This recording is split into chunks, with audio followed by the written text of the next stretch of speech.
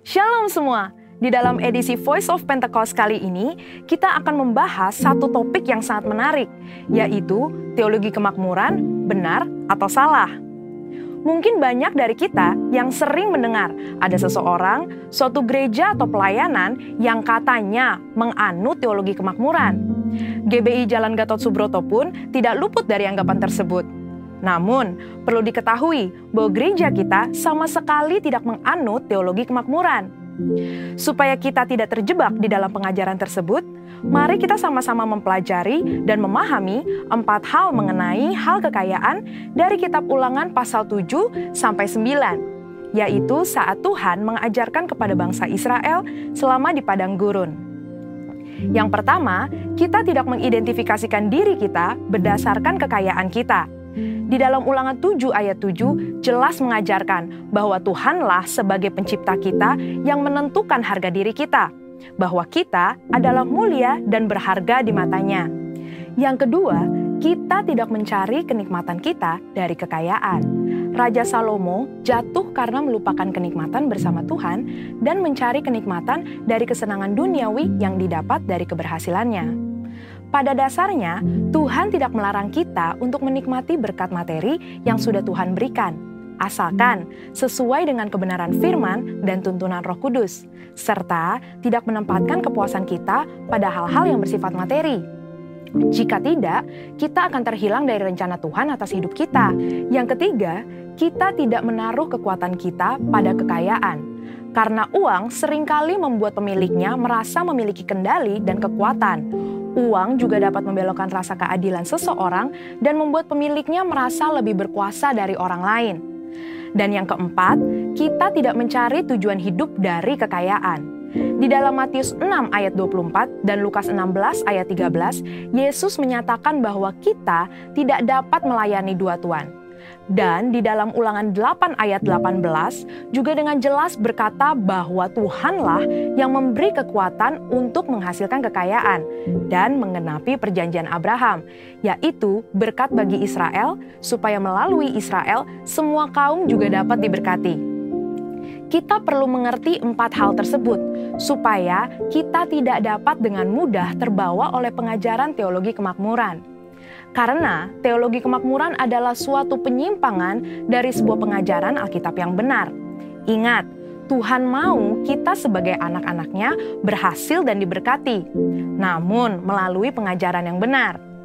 Supaya lebih jelas, mari kita sama-sama telaah 3 penyimpangan ajaran utama teologi kemakmuran. Ajaran yang pertama dikatakan bahwa Allah menginginkan semua anak-anaknya berhasil. Kalimat ini sebetulnya tidak salah, namun menjadi salah jika dipahami secara ekstrim, yaitu jika kita tidak diberkati atau berhasil, artinya kita bukanlah anak Tuhan.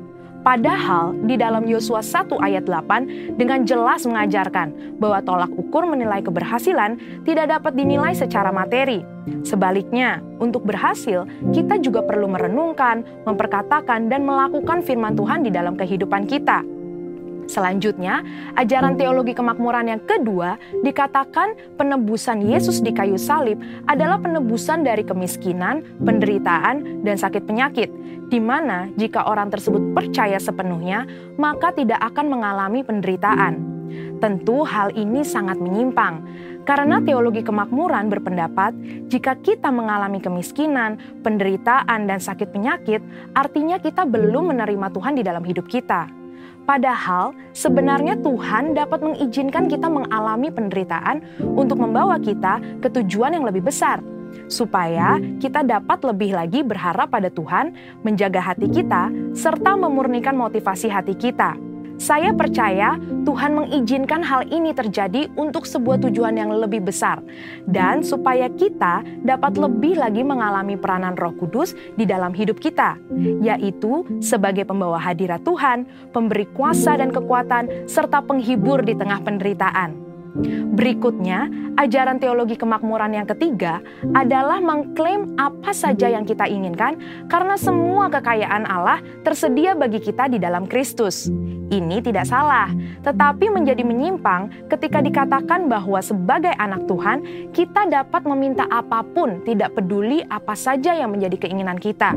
Mereka juga menggunakan dua ayat Alkitab di dalam Mazmur 37 ayat 4 dan Filipi 4 ayat 19 sebagai dasar pembenaran pandangan pengajaran teologi kemakmuran. Padahal, dua ayat tersebut bukan berbicara tentang pemenuhan segala keinginan duniawi kita, tetapi pemenuhan keperluan orang yang sudah mendapatkan kepuasan di dalam Tuhan. Dan juga permintaan tersebut harus sesuai dengan kehendak Tuhan. Melihat dari tiga ajaran tersebut, dapat disimpulkan bahwa teologi kemakmuran adalah teologi yang kekanak-kanakan, yang terlalu menekankan hak dan melupakan tanggung jawab. Dan GBI Gatot Subroto jelas tidak setuju dengan penyimpangan pengajaran tersebut. Namun, kita perlu percaya bahwa Tuhan sangat ingin memberkati kita berlimpah-limpah, supaya kita dapat menjadi berkat bagi orang lain, serta menyelesaikan amanat agung Tuhan Yesus dan pekerjaan Tuhan di bumi. Saudara-saudara, untuk penjelasan lebih lengkapnya dari tim teologi kami, jangan lupa buka link yang ada di atas atau scan barcode yang tersedia. Tuhan Yesus memberkati.